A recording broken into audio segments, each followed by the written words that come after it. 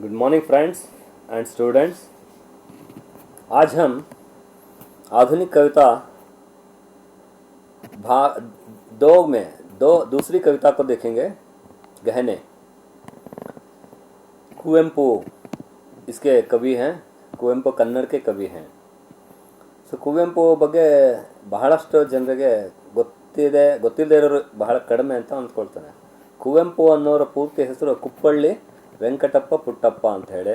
ಇವರು ಕನ್ನಡದ ರಾಷ್ಟ್ರಕವಿ, ಜ್ಞಾನಪೀಠ ಪುರಸ್ಕೃತ ಕವಿ, ಕಾದಂಬರಿಗಳನ್ನು, ನಾಟಕಗಳನ್ನು ಮತ್ತು ರಾಮಾಯಣ ದರ್ಶನಂ ಅಂತಕ್ಕಂಥ ಬೃಹತ್ ಕಾವ್ಯವನ್ನು ಬರೆದಿದ್ದಾರೆ. ಆ ಬೃಹತ್ ಕಾವ್ಯಕ್ಕೆ ಇವರಿಗೆ ಜ್ಞಾನಪೀಠ ಸಿಕ್ಕಿದೆ. ಸೊ ಇವರು ಮೂಲತಃ ಶಿವಮೊಗ್ಗ ಜಿಲ್ಲೆಯವರು. ತೀರ್ಥಹಳ್ಳಿ ಹತ್ರ ಇವ್ರದ್ದು ಕವಿಶೈಲ ಅಂತ ಹೇಳಿ ಇವ್ರ ಮನೆಗೆ ಹೆಸರು ಕೊಟ್ಬಿಟ್ಟು ಈಗ ಅದೊಂದು ಪ್ರವಾಸಿ ತಾಣ ಆಗಿದೆ. ಇವರ ಮಗನೂ ಸಹ ಬಹಳ ಪ್ರಸಿದ್ಧ ಲೇಖಕ ಪೂರ್ಣಚಂದ್ರ ತೇಜಸ್ವಿ ಅಂತ ಹೇಳಿ. ಇವರು ಮೂಡಿಗೆರೆಯಲ್ಲಿ ಬದುಕಿದ್ರು, ತಮ್ಮ ಜೀವನವನ್ನು ಸಾಗಿಸಿದ್ರು ಮಗ. ಈ ಕುವೆಂಪು ಅವರು ಮೈಸೂರು ಯೂನಿವರ್ಸಿಟಿಯ ವೈಸ್ ಚಾನ್ಸಲರ್ ಆಗಿ ಸಹ ಕೆಲಸ ಮಾಡಿದ್ದಾರೆ. ಇವರು ಮೊದಲು ಇಂಗ್ಲೀಷ್ನಲ್ಲಿ ಬರಿತಾ ಇದ್ರು. ಇವರ ಇಂಗ್ಲೀಷ್ ಪ್ರೊಫೆಸರ್ ಒಬ್ಬರು ಇವರಿಗೆ ಸಲಹೆ ಕೊಡ್ತಾರಂತೆ, ನೀವು ಇಂಗ್ಲೀಷ್ನಲ್ಲಿ ಬರೆಯೋದನ್ನು ಯಾಕೆ ಅಭ್ಯಾಸ ಮಾಡ್ತಾಯಿದ್ರಿ, ನಿಮ್ಮ ಸ್ವಂತ ಭಾಷೆ ಕನ್ನಡದಲ್ಲಿ ಬರೀರಿ ಅಂತ ಹೇಳಿ ಅವರಿಗೆ ಸಲಹೆ ಕೊಟ್ಟಾಗ ಆಗಿನಿಂದ ಇವರು ಕನ್ನಡದಲ್ಲಿ ಬರೆಯೋದಕ್ಕೆ ಶುರು ಮಾಡಿದರು. ಕನ್ನಡದಲ್ಲಿ ಮಹಾನ್ ಸಾಧನೆಯನ್ನು ಮಾಡಿದರು ಅಂತ ಹೇಳ್ತಾರೆ. ಸೊ ಇವರ ಪರಿಚಯ ಇಲ್ಲಿ ಏನು ಕೊಟ್ಟಿದ್ದಾರೆ ನೋಡೋಣ. ಕವಿ ಪರಿಚಯ: ಮಹಾಕವಿ ಕುವೆಂಪು ಕುಪ್ಪಳ್ಳಿ ವೆಂಕಟಪ್ಪ ಗೌಡ ಪುಟ್ಟಪ್ಪ. ಸೊ ಇವರ ತಂದೆ ಹೆಸರು ವೆಂಕಟಪ್ಪ ಗೌಡ ಅಂತ ಹೇಳಿ, ಹಾಗಾಗಿ ಇವರ ಒಂದು ಊರ ಹೆಸರು ಕುಪ್ಪಳ್ಳಿ ಅಂತ. ಪುಟ್ಟಪ್ಪ ಇವರ ಹೆಸರು, ಕೇವಲ ಪುಟ್ಟಪ್ಪ ಇವರ ಹೆಸರು. ಅದು ಕು-ವೆಂ-ಪು, ಈ ರೀತಿ ಶಾರ್ಟ್ ಫಾರ್ಮ್ ಆಗಿ ಕುವೆಂಪು ಆಗಿದೆ ಅಷ್ಟೇ. ಕುಪ್ಪಳ್ಳಿ ಊರ ಹೆಸರು, ವೆಂಕಟಪ್ಪ ಗೌಡ ತಂದೆ ಹೆಸರು, ಪುಟ್ಟಪ್ಪ ಇವರ ಹೆಸರು. ಸೊ ಇವರ ಪೂರ್ಣ ಹೆಸರು ಕುಪ್ಪಳ್ಳಿ ವೆಂಕಟಪ್ಪ ಪುಟ್ಟಪ್ಪ. आधुनिक कन्नड़ साहित्य के सुप्रसिद्ध कवि एवं साहित्यकार हैं. आधुनिक कन्नड़ದ ಪ್ರಸಿದ್ಧ ಕವಿ ಮತ್ತು ಸಾಹಿತ್ಯಕಾರರಾಗಿದ್ದಾರೆ. ಸಾಹಿತ್ಯಕಾರ ಅಂದರೆ ಗದ್ಯ ಶೈಲಿಯಲ್ಲಿ ಬರೀತಕ್ಕಂಥವ್ರು, ನಾಟಕ, ಕಾದಂಬರಿ ಈ ರೀತಿ ಬರೀತಕ್ಕಂಥವ್ರು. ಸಾಹಿತ್ಯ के कोई ऐसी विधा नहीं है जिसमें कुवेंपु जी ने ना लिखा हो. ಸಾಹಿತ್ಯದ ಎಲ್ಲ ಪ್ರಕಾರಗಳಲ್ಲಿ ಇವರು ಬರೆದಿದ್ದಾರೆ. ಆತ್ಮಕಥೆ ಬರೆದಿದ್ದಾರೆ, ನಾಟಕಗಳನ್ನು ಬರೆದಿದ್ದಾರೆ, ಕಾದಂಬರಿ ಬರೆದಿದ್ದಾರೆ, ಕಥೆ ಬರೆದಿದ್ದಾರೆ, ಕಾವ್ಯಗಳನ್ನು ಬರೆದಿದ್ದಾರೆ, ಮಹಾಕಾವ್ಯಗಳನ್ನು ಬರೆದಿದ್ದಾರೆ. ಹೀಗೆ ಸಾಹಿತ್ಯದ ಎಲ್ಲ ವಿಧಗಳನ್ನು ಬರೆದಿದ್ದಾರೆ ಅಂತ ಹೇಳ್ತಾ ಇದ್ದಾರೆ. आपका जन्म कर्नाटक राज्य के चिक्कमगलुरु जिले के कोप्पा नामक गांव में वेंकटप्पा गौड़ा और श्रीमती सीतम्मा के सुपुत्र के रूप में 29 दिसंबर 1904 ईस्वी को हुआ. ಚಿಕ್ಕಮಗಳೂರು ಜಿಲ್ಲೆಯ ಕೊಪ್ಪ ಅನ್ನೋ ಹತ್ರ ಒಂದು ಹಳ್ಳಿಯಲ್ಲಿ ವೆಂಕಟಪ್ಪ ಗೌಡ ಶ್ರೀಮತಿ ಸೀತಮ್ಮ ಅವರ ಮಗ ಆಗಿ ಇವರು 29 दिसंबर 1904 ಹುಟ್ಟುತ್ತಾರೆ, ಜನಿಸ್ತಾರೆ. आपकी प्रारंभिक शिक्षा तीर्थहल्ली में और उच्च शिक्षा मैसूर विश्वविद्यालय के महाराजा कॉलेज में हुई. ಸೊ ನಾನು ಹೇಳಿದೆ ಶಿವಮೊಗ್ಗ ಹತ್ರ ಇವರ ಒಂದು ಪ್ರಾರಂಭಿಕ ಶಿಕ್ಷಣ ಆಗ್ತದೆ ಅಂತ ಹೇಳಿ. ಅಂದರೆ ಅಲ್ಲಿ ಇವರ ಒಂದು ಸಮಾಧಿ ಇದೆ, ಹಾಗಾಗಿ ಅಲ್ಲಿ ಕವಿಶೈಲ ಅನ್ನೋ ಒಂದು ಪ್ರವಾಸಿ ತಾಣವನ್ನು ಮಾಡಿದ್ದಾರೆ ತೀರ್ಥಹಳ್ಳಿಯಲ್ಲಿ. ಸೊ ಪ್ರಾರಂಭಿಕ ಶಿಕ್ಷಣ ತೀರ್ಥಹಳ್ಳಿಯಲ್ಲಿ ಮತ್ತು ಉಚ್ಚ ಶಿಕ್ಷಣ ಮೈಸೂರು ವಿಶ್ವವಿದ್ಯಾಲಯದ ಮಹಾರಾಜ ಕಾಲೇಜ್ನಲ್ಲಿ ಆಗ್ತದೆ. आप मैसूर विश्वविद्यालय के महाराजा कॉलेज के कन्नड़ भाषा के प्राध्यापक एवं प्राचार्य भी रहे. आ मैसूರು ವಿಶ್ವವಿದ್ಯಾಲಯದ ಮಹಾರಾಜ ಕಾಲೇಜಿನ ಕನ್ನಡ ಭಾಷೆಯ ಪ್ರಾಧ್ಯಾಪಕರಾಗಿ, ಪ್ರೊಫೆಸರ್ ಆಗಿ ಮತ್ತು ಪ್ರಿನ್ಸಿಪಾಲ್ ಆಗಿ ಸಹ ಕೆಲಸ ಮಾಡ್ತಾರೆ. तदुपरांत मैसूर विश्वविद्यालय के कुलपति बनने का सौभाग्य आपको प्राप्त हुआ. ಆನಂತರ ಇವರಿಗೆ ಮೈಸೂರು ವಿಶ್ವವಿದ್ಯಾಲಯದ ಕುಲಪತಿಗಳಾಗಿ, ವೈಸ್ ಚಾನ್ಸಲರ್ ಆಗಿ ಕೆಲಸ ಮಾಡೋದಕ್ಕೆ ಸಹ ಅವಕಾಶ ಸಿಗ್ತದೆ. ಇವರ ಪ್ರಸಿದ್ಧ ರಚನೆಗಳು ರಾಮಾಯಣ ದರ್ಶನಂ, ಚಿತ್ರಾಂಗದ, ಕೊಳಲು, ಕೋಗಿಲೆ ಮತ್ತು ಸೋವಿಯತ್ ರಷ್ಯಾ, ನವಿಲು, ಪಕ್ಷಿಕಾಶಿ, ಪಾಂಚಜನ್ಯ, ಕಲಾಸುಂದರಿ, ಪ್ರೇಮ ಕಾಶ್ಮೀರ, ಚಂದ್ರಮಂಚಕೆ ಬಾ ಚಕೋರಿ, ಇಕ್ಷುಗಂಗೋತ್ರಿ ಆದಿ. ಸೊ ಇವೆಲ್ಲ ಕಾವ್ಯ, ಮಹಾಕಾವ್ಯ ಮತ್ತು ಖಂಡಕಾವ್ಯಗಳು, ಕವಿತಾ ಸಂಗ್ರಹಗಳು. ಇನ್ನು ಕಾದಂಬರಿಗಳನ್ನು ನೋಡೋಣ.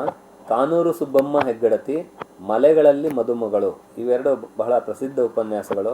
ಉಪನ್ಯಾಸ ಅಂದರೆ ಕಾದಂಬರಿ. ಸನ್ಯಾಸಿ ಮತ್ತು ಇತರ ಕಥೆಗಳು, ಇದು ಕಥಾ ಸಂಕಲನ. ಬೆರಳ್ಗೆ ಕೊರಳ್, ರಕ್ತಾಕ್ಷಿ, ಬಿರುಗಾಳಿ ಆದಿ ನಾಟಕ. ಬೆರಳ್ಗೆ ಕೊರಳ್, ರಕ್ತಾಕ್ಷಿ ಮತ್ತು ಬಿರುಗಾಳಿ ಅನ್ನೋದು ಇವರ ನಾಟಕ. ಸೊ ಇದರಲ್ಲಿ ಬೆರಳ್ಗೆ ಕೊರಳ್ ಅನ್ನೋದ್ರ ಬಗ್ಗೆ ಸ್ವಲ್ಪ ನಿಮಗೆ ಕಥೆ ಹೇಳಲಿಕ್ಕೆ ಇಷ್ಟಪಡ್ತೇನೆ. ಬೆರಳಿಗೆ ಬೆರಳನ್ನು ಯಾರು ಬಲಿ ತಗೊಂಡ್ರೋ ಅವರ ಕೊರಳು ಬಲಿಯಾಗಲಿ ಅಂತ ಹೇಳಿ ಇದು ಒಂದು ಶಾಪ. ಯಾರು ಕೊಡ್ತಾರೆ ಅಂದರೆ, ನಿಮಗೆ ಮಹಾಭಾರತದ ಕಥೆ ಗೊತ್ತಿರಬೇಕು. ಏಕಲವ್ಯ ಅಂತ ಬರ್ತಾನೆ.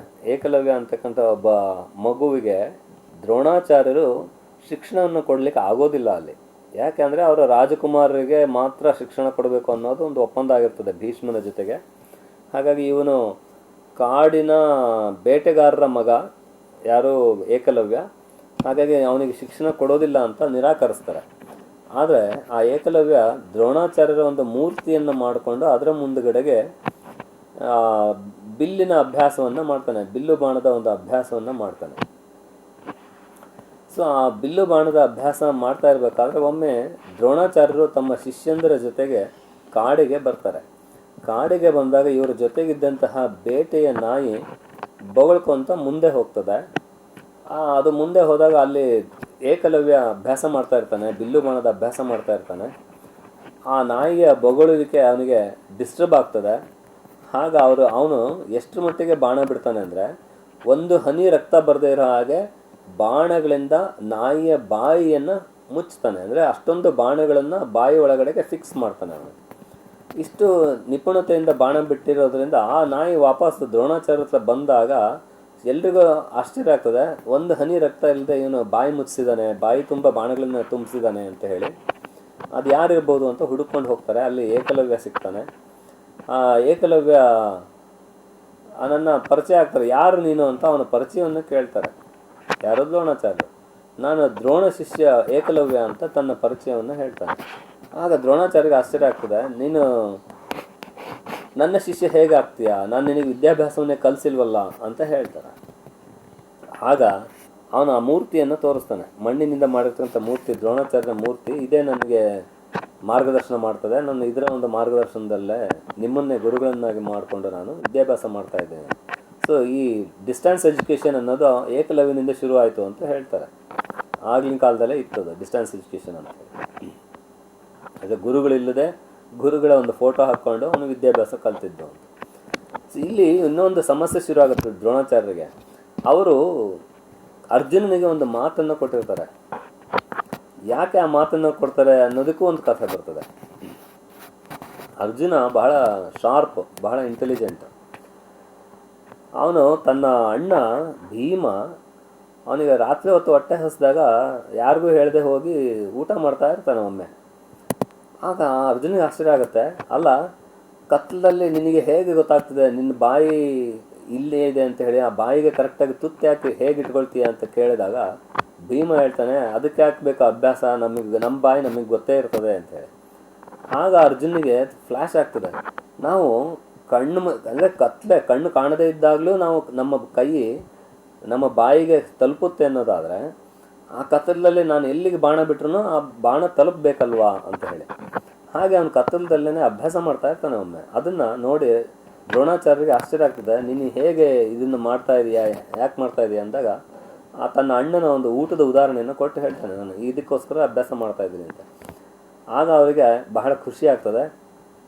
ಅವನಿಗೆ ಒಂದು ಪ್ರಾಮಿಸನ್ನು ಮಾಡ್ತಾರೆ ಅಲ್ಲಿ, ನಿನ್ನನ್ನು ಪ್ರಪಂಚದ ಶ್ರೇಷ್ಠ ಬಿಲ್ದಾರಿಯನ್ನಾಗಿ ಮಾಡ್ತೇನೆ, ಬಿಲ್ಲುಗಾರನನ್ನಾಗಿ ಮಾಡ್ತೇನೆ ಅಂತ. ಆದರೆ ಇಲ್ಲಿ ಅವನಿಗಿಂತ ಏಕಲವ್ಯ ಶ್ರೇಷ್ಠ ಬಿಲ್ಲುಗಾರನಾಗಿದ್ದಾನೆ. ಆಗ ಅವರಿಗೆ ಈ ಮಾತನ್ನು ಉಳಿಸ್ಕೊಳ್ಳೋದಕ್ಕೋಸ್ಕರವಾಗಿ ಏಕಲವ್ಯನಿಗೆ ಕೇಳ್ತಾರೆ, ಹಾಗಾದರೆ ನೀನು ನನ್ನನ್ನು ಗುರುವಾಗಿ ಒಪ್ಕೊಂಡಿದೆಯಲ್ವಾ, ನನಗೆ ಗುರುದಕ್ಷಿಣೆ ಬೇಕು, ಕೊಡ್ತೀಯಾ? ಆಯಿತು ಗುರುಜಿ, ಏನು ಬೇಕಾದರೂ ಕೇಳಿ ಕೊಡ್ತೇನೆ ಅಂತ ಹೇಳ್ತಾನೆ. ಆಗ ಅವರು ಹೇಳ್ತಾರೆ, ನಿನ್ನ ಬಲಗೈ ಹೆಬ್ಬೆರಳನ್ನು ಕೊಡು.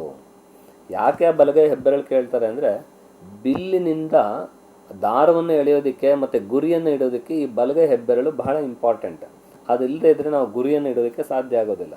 ಹಾಗಾಗಿ ಅವನ ಬೆರಳನ್ನು ಅಲ್ಲಿ ಗುರುದಕ್ಷಿಣೆಯಾಗಿ ಕೇಳ್ತಾರೆ. ಅವನು ಹಿಂದೆ ಮುಂದೆ ಯೋಚನೆ ಮಾಡದೆ ಒಂದು ಬಾಣವನ್ನು ಎಡಗೈನಲ್ಲಿ ತಗೊಂಡು ಬಲಗೈ ಹೆಬ್ಬೆರಳನ್ನು ಕೊಯ್ದು ಕೊಟ್ಬಿಡ್ತಾನೆ. ಅದನ್ನು ತಗೊಂಡು ಅವರು ಅವನಿಗೆ ಆಶೀರ್ವಾದ ಮಾಡಿಬಿಟ್ಟು ಹೋಗ್ತಾರೆ ಅವರೆಲ್ಲ ರಾಜಕುಮಾರರ ಜೊತೆಗೆ. ಈ ಕಡೆಗೆ ಏಕಲವ್ಯನ ತಾಯಿ ಬರ್ತಾಳೆ. ತನ್ನ ಮಗನ ಬೆರಳಿಲ್ಲದೆ ಇರೋದು ಮತ್ತು ರಕ್ತ ಸುರಿತಿರೋದು ನೋಡಿಬಿಟ್ಟು ಅವಳು ಏನು ಹಿಂದೆ ಮುಂದೆ ಯೋಚನೆ ಮಾಡದೆ ಶಾಪ ಕೊಡ್ತಾಳೆ, ನನ್ನ ಮಗನ ಬೆರಳಿಗೆ ಅವರ ಕೊರಳು ಬಲಿಯಾಗಲಿ ಯಾರು ಈ ಬೆರಳನ್ನು ಬಲಿ ತಗೊಂಡ್ರೋ ಅವರ ಕೊರಳು ಬಲಿ ಆಗಲಿ ಅಂಥೇಳಿ. ಸೊ ಈ ಒಂದು ಕಥೆಯನ್ನು ನಾಟಕದ ರೂಪದಲ್ಲಿ, ಕವಿತೆಯ ನಾಟಕದ ರೂಪದಲ್ಲಿ ಬರೆದಂಥದ್ದು ಕುವೆಂಪು ಅವರು, ಬೆರಳಿಗೆ ಕೊರಳು. ಸೊ ಇದು ನಾಟಕಗಳು ಯಾವುದ್ಯಾವುದು: ಬೆರಳಿಗೆ ಕೊರಳು, ರಕ್ತಾಕ್ಷಿ, ಬಿರುಗಾಳಿ ಆದಿ ನಾಟಕ, ಬೊಮ್ಮನಹಳ್ಳಿಯ ಕಿಂದರಿ ಜೋಗಿ, ಇದು ಬಾಲ ಸಾಹಿತ್ಯ. ರಾಮಾಯಣ ದರ್ಶನಂ ಬಗ್ಗೆ ಹೇಳಿದ್ದೇನೆ, ಜ್ಞಾನಪೀಠ ಪುರಸ್ಕಾರ ಸಿಕ್ಕಂತಹ ಮಹಾಕಾವ್ಯ ಅಂಥೇಳಿ. ಈ ರಾಮಾಯಣ ದರ್ಶನಂ ಒಂದು ವಿಶೇಷತೆ ಏನಿದೆ ಅಂದರೆ, ಇಲ್ಲಿ ಇದನ್ನು ಜೈನ ರಾಮಾಯಣದ ಒಂದು ಪ್ರಭಾವ ಇದೆ ಇದ್ರ ಮೇಲೆ ಅಂತ ಹೇಳ್ತಾರೆ. ಅಂದರೆ ಅಲ್ಲಿ ರಾವಣನನ್ನು ಕೊಲ್ಲೋದಿಲ್ಲ, ಅವನಿಗೆ ಉಪದೇಶ ಮಾಡಿ ಮನಃ ಪರಿವರ್ತನೆ ಮಾಡಿಬಿಟ್ಟು ತಪಸ್ ಮಾಡೋದಕ್ಕೆ ಕಳಿಸ್ಕೊಡ್ತಾನೆ ಈ ರಾಮಾಯಣ ದರ್ಶನಂನಲ್ಲಿ. ಅದು ಕೊನೆಯ ಭಾಗದಲ್ಲಿ ಕವಿ ತನ್ನ ಸ್ವಾತಂತ್ರ್ಯದಿಂದ ಬದಲಾವಣೆ ಮಾಡ್ಕೊಂಡಿರ್ತಕ್ಕಂಥದ್ದು ಕಥೆಯನ್ನು. ಸೊ ಅದು ರಾಮಾಯಣ ದರ್ಶನಂ ವಿಶೇಷತೆ. ಸೊ ಇದಿಷ್ಟು ಕುವೆಂಪು ಅವರ ಒಂದು ಪರಿಚಯ. ಇದನ್ನು ಕನ್ನಡದಿಂದ ಹಿಂದಿಗೆ ಅನುವಾದ ಮಾಡಿದವರ ಪರಿಚಯ ಇದೆ, ಡಾಕ್ಟರ್ ಎಂ ವಿಮಲಾ ಅಂತ ಹೇಳಿ. ಇವರು ಹುಟ್ಟಿದ್ದು 1955, 26 ಮಾರ್ಚ್. ಇವ್ರ ಬಗ್ಗೆ ಬೆಂಗಳೂರು ಯೂನಿವರ್ಸಿಟಿ ಪ್ರೊಫೆಸರ್ ಆಗಿದ್ದರು ಇವರು. ನನ್ನ ಮನೆ ಅನ್ನೋದ್ರಿಂದ ಇವರು ಆರಿಸ್ಕೊಂಡಿದ್ದಾರೆ. कुवेंपू जी की कन्नड़ कविता ಒಡವೆಗಳು का हिंदी अनुवाद है जो ನನ್ನ ಮನೆ ಕವಿತಾ ಸಂಕಲನ से लिया गया है. ಸೊ ಇದು ಇಂಪಾರ್ಟೆಂಟ್. ನನ್ನ ಮನೆ ಅನ್ನೋ ಕವಿನ ಸಂಕಲನದಿಂದ ಕುವೆಂಪು ಅವರ ಕವನ ಸಂಕಲನ ಅದು, ಅದರಿಂದ ಇದನ್ನು ಆರಿಸ್ಬಿಟ್ಟು ಇವರು ಅನುವಾದ ಮಾಡಿ ನಿಮಗೆ ಇಟ್ಟಿದ್ದಾರೆ.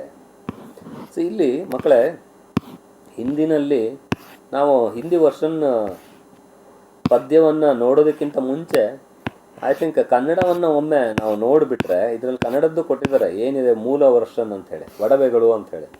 ಸೊ ಇದನ್ನು ನಾವು ಒಮ್ಮೆ ಓದಿದರೆ ನಮಗೆ ಹಿಂದಿ ಬಹಳ ಸುಲಭವಾಗಿ ಅರ್ಥ ಆಗ್ತದೆ. ಅದನ್ನು ಹೆಚ್ಚು ಎಕ್ಸ್ಪ್ಲೈನ್ ಮಾಡ್ತಕ್ಕಂಥ, ಹೆಚ್ಚು ವಿಶೇಷವಾಗಿ ಕಷ್ಟಪಡ್ತಕ್ಕಂಥ ಒಂದು ಅಗತ್ಯ ಇರೋದಿಲ್ಲ. ಒಡವೆಗಳು. ಚಿನ್ನದ ಒಡವೆಗಳೇತಕ್ಕೆ ಅಮ್ಮ, ತೊಂದರೆ ಕೊಡುವವು ಬೇಡಮ್ಮ. ಬಣ್ಣದ ಬಟ್ಟೆಗಳೇತಕ್ಕೆ ಅಮ್ಮ, ಮಣ್ಣಿನೊಳಾಡಲು ಬಿಡವಮ್ಮ. ಸೊ ಇವು ಕನ್ನಡನೂ ಸರಿಯಾಗಿ ಓದೋದನ್ನು ಅಭ್ಯಾಸ ಮಾಡ್ಕೊಳ್ಳಿ. ಇದು ಸ್ವಲ್ಪ ಟಂಗ್ ಟ್ವಿಸ್ಟರ್ ಥರ ಇದೆ. ಚಿನ್ನದ ಒಡವೆಗಳೇತಕ್ಕೆ ಅಮ್ಮ, ತೊಂದರೆ ಕೊಡುವವು ಬೇಡಮ್ಮ. ಬಣ್ಣದ ಬಟ್ಟೆಗಳೇತಕ್ಕೆ ಅಮ್ಮ, ಮಣ್ಣಿನೊಳಾಡಲು ಬಿಡವಮ್ಮ. ಚಂದಕ್ಕೆ ಚಂದಕ್ಕೆ ಎನ್ನುವೆಯಮ್ಮ, ಚಂದವು ಯಾರಿಗೆ ಹೇಳಮ್ಮ. ನೋಡುವರಿಗೆ ಚಂದವು ಆನಂದ, ಆಡುವ ಎನಗಿದು ಬಲು ಬಂಧ. ಚಂದಕ್ಕೆ ಚಂದಕ್ಕೆ ಎನ್ನುವೆಯಮ್ಮ, ಚಂದವು ಯಾರಿಗೆ ಹೇಳಮ್ಮ. ನೋಡುವರಿಗೆ ಚಂದವು ಆನಂದ, ಆಡುವ ಎನಗಿದು ಬಲು ಬಂಧ. ಬಂಧ ಅಂದರೆ ಬಂಧನ, ಜೈಲಿದ್ದ ಹಾಗೆ ಅಂತೇಳಿ, ಅಂದರೆ ಒಂದು ರೀತಿ ಕಟ್ ಹಾಕಿದಾಗೆ. ನನ್ನೀ ಶಿಶುತನ ನಿನ್ನೀ ತಾಯ್ತನ, ಎರಡೇ ಒಡವೆಗಳೆಮಗಮ್ಮ. ಇದು ಟಂಗ್ ಟ್ವಿಸ್ಟರಲ್ಲಿ. ನನ್ನೀ ಶಿಶುತನ ನಿನ್ನೀ ತಾಯ್ತನ, ಎರಡೇ ಒಡವೆಗಳೆಮಗಮ್ಮ. ಎರಡೇ ಒಡವೆಗಳು ಎಮಗೆ ಅಮ್ಮ. ಇದನ್ನು ಸ್ಪ್ಲಿಟ್ ಮಾಡಿ ಓದಬೇಕು. ಎರಡೇ ಒಡವೆಗಳು ಎಮಗೆ, ಎಮಗೆ ಅಂದರೆ ನಮಗೆ, ಅಮ್ಮ ಅಂಥೇಳಿ. ನಾ ನಿನಗೊಡವೆಯು ನೀ ನನಗೊಡವೆಯು, ಬೇರೆಯ ಒಡವೆಗಳೇಕಮ್ಮ. ನಾನೇ ನಿನಗೆ ಒಂದು ರೀತಿ ಆಭರಣ ಇದ್ದಾಗೆ, ಒಡವೆ ಇದ್ದಾಗೆ, ನೀನು ನನಗೆ ಒಡವೆ ಇದ್ದಾಗೆ, ಬೇರೆ ಬೇಡ ಅಂತ. ಸೊ ಇದು ಕನ್ನಡದಲ್ಲಿ ಓದಿದ್ರೆ ನಿಮಗೆ ಅರ್ಥ ಆಗ್ತದೆ. ಸೇಮ್ ಹಿಂದಿನಲ್ಲಿ ಟ್ರಾನ್ಸ್ಲೇಷನ್ ಮಾಡಿ ಇಟ್ಟಿದ್ದಾರೆ ನಿಮಗೆ. ಅದನ್ನು ನೋಡೋಣ ಈಗ. ಸೋನೆ ಕೆ ಗಹನೆ ಕ್ಯೋ ಕರ್ಮ, ಬಂಗಾರದ ಒಡವೆ ಯಾಕಮ್ಮ. ತಕ್ಲೀಫ್ ದೇತೆ ಹೇ ನಹಿ ಚಾಹಿಯೇಮ್ಮ. ಇವು ಕಷ್ಟ ಕೊಡ್ತವೆ, ಬೇಡಮ್ಮ ನನಗೆ ಅಂತ ಹೇಳ್ತಾ ಇದೆ ಮಗುವಲ್ಲಿ. ಅಂದರೆ ತಾಯಿ ಮಗುವನ್ನು ಅಲಂಕಾರ ಮಾಡಿಬಿಟ್ಟು ಚಂದ ನೋಡಬೇಕು, ಗೆಸ್ಟ್ಗಳ ಮುಂದೆ, ಬೀಗ್ರ ಮುಂದೆ, ನೆಂಟರ ಮುಂದೆ ಅಂತ ಹೇಳಿ ಆಸೆ ಪಡ್ತಾಳೆ. ಆದರೆ ಮಗುಗೆ ಅದು ಇಷ್ಟ ಇಲ್ಲ. ನನ್ನನ್ನು ಅಲಂಕಾರ ಮಾಡಿ ಕುಂದಿರಿಸ್ಬಿಡ್ತಾರೆ, ಆದರೆ ಆಟ ಆಡೋಕ್ಕೆ ಬಿಡೋದಿಲ್ಲ ನನಗೆ. ಒಡವೆಗಳು ಕಳೆದೋಗುತ್ತೆ ಅಂತನೋ ಅಥವಾ ಬಟ್ಟೆ ಗಲೀಜಾಗುತ್ತೆ ಅಂತನೋ ನನ್ನನ್ನು ಕಟ್ಟಿ ಹಾಕ್ತಾರೆ. ಹಾಗಾಗಿ ಅವು ಬೇಡ ಅನ್ನೋ ಅರ್ಥದಲ್ಲಿ ಹೇಳ್ತಾ ಇದ್ದಾರೆ. ಸೋನೆ ಕೆ ಗಹನೆ ಕ್ಯೋ ಕರ್ಮ, ತಕ್ಲೀಫ್ ದೇತೆ ಹೇ ನಹಿ ಚಾಹಿಯೇ ಮಾ. ರಂಗೀನ್ ಕಪಡೆ ಕ್ಯೋ ಕರ್ಮ, ಮಿಟ್ಟಿ ಮೇ ಖೇಲ್ನೆ ನಹಿ ದೇತೆ ಮಾ. ಈ ಬಣ್ಣದ ಬಟ್ಟೆಗಳು ಏಕಮ್ಮ, ಮಣ್ಣಿನಾಗ ಆಡೋದಕ್ಕೆ ಬಿಡೋದಿಲ್ಲ ನೀವು. ಮಣ್ಣಿನಲ್ಲಿ ಆಡಿದ್ರೆ ಗಲೀಜಾಗ್ತವೆ ಅಂತ ಬೈತೀಯ ನೀನು, ಹಾಗಾಗಿ ನನಗೆ ಬಣ್ಣದ ಬಟ್ಟೆ ಹಾಕಬೇಡ. ತಾಕಿ ದಿಖಾಯಿ ದೋ ಸುಂದರ್, ಬಹುತ್ ಹಿ ಸುಂದರ್ ಯೋ ಕೆಹತಿ ಹೋ. ನೀ ಹೇಳ್ತೀಯ ನಾನು ಚೆನ್ನಾಗಿ ಕಾಣಲಿ ಅಂತೇಳಿ, ನಾನು ಸುಂದರವಾಗಿ ಕಾಣಲಿ ಅಂತೇಳಿ. ಸುಂದರ್ ಲಗೆ ಕಿಸ್ಕೋ ಕಹೋಮ. ಯಾರಿಗೆ ನಾನು ಸುಂದರವಾಗಿ ಕಾಣ್ಬೇಕು ಹೇಳಮ್ಮ. ದೇಖ್ನೆ ವಾಲೋಂ ಕೋ ಲಗ್ತಾ ಹೈ ಸುಂದರ್, ದೇತಾ ಹೈ ಆನಂದ್. ನೋಡೋರಿಗೇನೋ ಬಹಳ ಸುಂದರವಾಗಿ ಕಾಣಿಸ್ಬಹುದು, ನಾನು ಅವರಿಗೆ ಖುಷಿನೂ ಸಿಗ್ಬೋದು. ಆದರೆ ಮಗರ್ ಮುझे ಬಂತಾ ಹೈ ಬಡಾ ಬಂಧನ್, ನನಗೆ ಇದು ಬಹಳ ಬಂಧನ ಅಂತ ಅನಿಸ್ತದೆ, ನನಗೆ ಇವೆಲ್ಲ ಆಟ ಆಡೋಕ್ಕೆ ಬಿಡೋದಿಲ್ಲ, ನನಗೆ ಫ್ರೀ ಆಗಿರಬೇಕು ಅನ್ನೋ ಅರ್ಥದಲ್ಲಿ ಹೇಳ್ತಾ ಇದ್ದಾರೆ. ಯಹ ಮೇರಾ ಬಚ್ಪನ್ ತುಮ್ಹಾರಾ ಮಾತೃತ್ವ ಯಹಿ ಗಹನೆ ಹೈ ಮೇರೆ ಲಿಯೆ ಮಾ. ನನ್ನ ಈ ಒಂದು ಬಾಲ್ಯ, ನಿನ್ನ ಒಂದು ತಾಯ್ತನ, ಇವೇ ಎರಡು ನಮಗೆ ಒಡವೆಗಳಮ್ಮ. ಮೈ ತುಮ್ಹಾರಾ ಗಹನ ತುಮ್ ಮೇರಾ ಗಹನ ಫಿರ್ ಅನ್ಯ ಗಹನೆ ಕ್ಯೂ ಚಾಹಿಯೇ ಮಾ. ನಾನು ನಿನಗೆ ಒಡವೆ, ನೀನು ನನಗೆ ಒಡವೆ. ಒಡವೆ ಅಂದರೆ ಗಹನ. ಮತ್ತೆ ಬೇರೆ ಏಕೆ ಬೇಕು ಒಡವೆಗಳು ಹೇಳಮ್ಮ ಅಂತ ಹೇಳ್ತಾರೆ. ಸೊ ಇದು ಮಗು ತನ್ನ ಭಾವನೆಯನ್ನು ಬಹಳ ಸುಂದರವಾಗಿ, ನನಗೆ ಬೇಡ, ನನಗೆ ಮಣ್ಣಾಗ ಆಟ ಆಡೋಕ್ಕೆ ಬಿಡು, ನೀನು ಡ್ರೆಸ್ ಮಾಡಿಬಿಟ್ಟು ನನ್ನನ್ನು ಶಿಕ್ಷೆ ಕೊಡ್ತೀಯಾ ಆಮೇಲೆ ಗಲೀಜಾಯಿತು ಅಂಥೇಳಿ, ಅಥವಾ ಒಡವೆ ಕಳೆದೋದ್ರೆ ನನಗೆ ಶಿಕ್ಷೆ ಕೊಡ್ತೀಯಾ, ಅದು ಯಾವುದು ಬೇಡ ನನಗೆ ಅನ್ನೋ ಅರ್ಥದಲ್ಲಿ ಹೇಳ್ತಾಳೆ. ಸೊ ಇಲ್ಲಿಗೆ ಈ ಗಹನೆ ಅನ್ನೋ ಒಂದು ಪದ್ಯ ಮುಗೀತು ಮಕ್ಕಳೇ. ನಮ್ಮ ಈ ಪ್ರಯತ್ನವನ್ನು ನೀವು ಸಬ್ಸ್ಕ್ರೈಬ್ ಮತ್ತು ಶೇರ್ ಮಾಡೋದ್ರ ಮುಖಾಂತರ ಪ್ರೋತ್ಸಾಹ ಕೊಡ್ತೀರಾ ಅಂತ ಹೇಳ್ತಾ, ಇಂತಿ ನಿಮ್ಮ ಪ್ರೀತಿಯ ಡಾಕ್ಟರ್ ಕೆ ವಿ ಉಮಾಶಂಕರ್. ಎಲ್ರಿಗೂ ಧನ್ಯವಾದಗಳು.